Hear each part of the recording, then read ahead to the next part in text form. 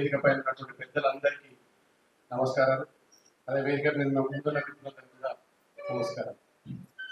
నేను హైదరాబాద్ సికింద్రాబాద్ డివిజన్ ఆఫీస్లో కొంతకాలం పనిచేసినప్పుడు అప్పుడే ట్రాన్స్ఫర్ ఎలక్షన్ ట్రాన్స్ఫర్స్లో మేడమ్స్ అందరూ వచ్చి ఇక్కడ మోర్ దాన్ 70% లేడీ తహసీల్దార్స్ ఉన్నారు హైదరాబాద్ జిల్లాలో. అందరినీ కలెక్టర్ ఆఫీస్లో వాళ్ళందరూ కలిసిమెలిసి ఉండడము నేనైతే చూసిన. చాలా ఫ్రెండ్లీగా వాళ్ళ మూమెంట్ అట్లా ఉండేది నాకు అనిపించేది.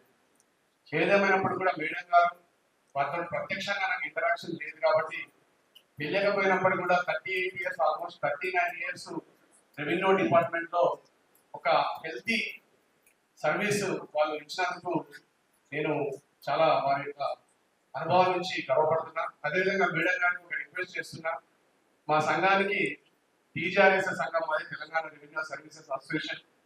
దానికి మీ యొక్క అవసరం ఎప్పుడు వచ్చినా మీ యొక్క ఎనార్మస్ ఎక్స్పీరియన్స్ ఉంది కాబట్టి ఎప్పుడైనా మేము మీకు ఏ సందర్భంగా ఏ సలహా కోసమైనా సంప్రదించినట్లయితే మాకు మీరు సహకరిస్తారని చెప్పేసి నేను ఆశిస్తున్నా. తప్పకుండా మీరైతే అందరూ ఒక్కరు మాట్లాడిన దాన్ని బట్టి ఒక సక్సెస్ఫుల్ లైఫ్ లీడ్ చేసి మీ పిల్లలు కూడా వెల్ సెటిల్డ్ అవుతారు, ఆరోగ్యంగా ఉన్నారు.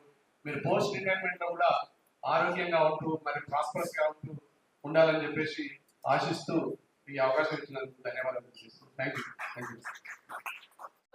మరి ఈ మధ్యనే కొడుకు కూడా మ్యారేజ్ అయ్యి మరియు నిధి గోయల్ గారితో USA లో ఇద్దరు సాఫ్ట్వేర్ చేస్తూ వాళ్ళు అక్కడ సాఫ్ట్వేర్ ఉద్యోగం చేస్తూ మరియు అదేవిధంగా మేడం గారికి 2011లో డిప్యూటీ తహసీల్దార్ గా ప్రమోషన్ ఇస్తూ మరి ఆగస్టు 2018లో తహసీల్దార్ గా ప్రమోషన్ రావడం జరిగింది.